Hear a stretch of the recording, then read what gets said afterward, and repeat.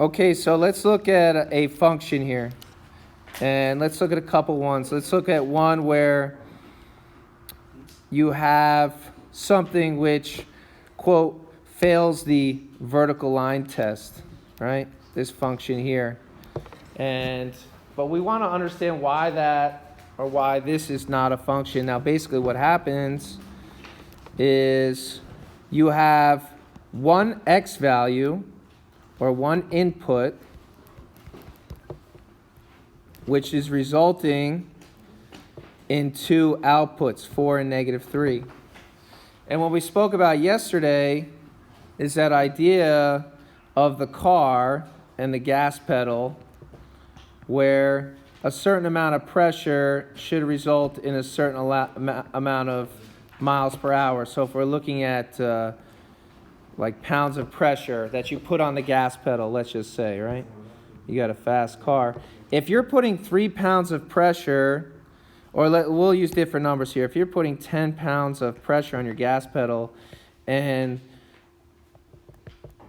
one result is 30 miles per hour, and then you go to the next stoplight and you hit 10 pounds of pressure again, and all of a sudden you're going 120 miles per hour, we would say that your gas pedal or your car is not functioning, because each input, if something's functioning properly, should have exactly one result. As long as you're excluding all other possible variables. Now, you could have two inputs, although equal to one output. So, for instance, you could have 10 pounds of pressure in drive, you go 20 miles per hour, and 5 pounds of pressure in reverse, and you're going 20 miles per hour. So that kind of looks like, well, let's just plot that. What would that look like?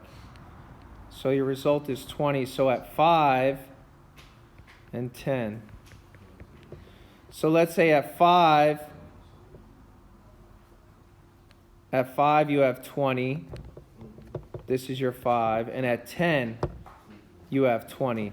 Maybe you have an absolute value function, or maybe your gas pedal works in a parabola type function. So that's why, and those two graphs there would pass your vertical line test, because two different inputs are going to end up in one result. You're okay there. This is the one you have to look out for here. That's the one. So when we're looking at a graph such as these two, okay, you see that vertical line test hitting again,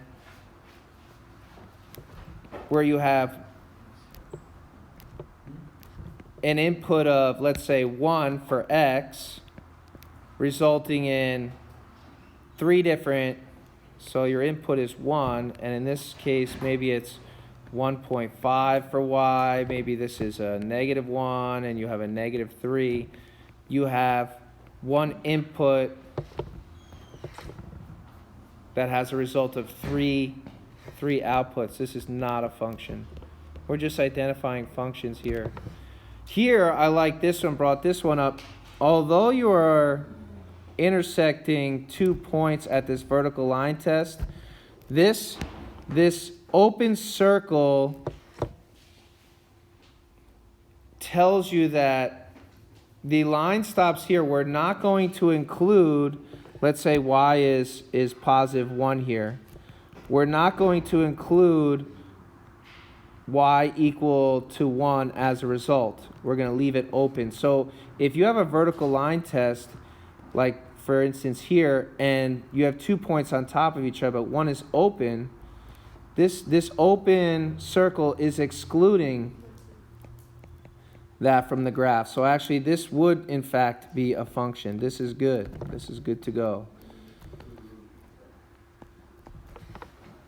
So, as we go forward, it kind of starts to, like this here, function. Here you don't have an input 2 doesn't result in anything. So if x is 2 here, there is no result. Maybe this was a asymptote in your function.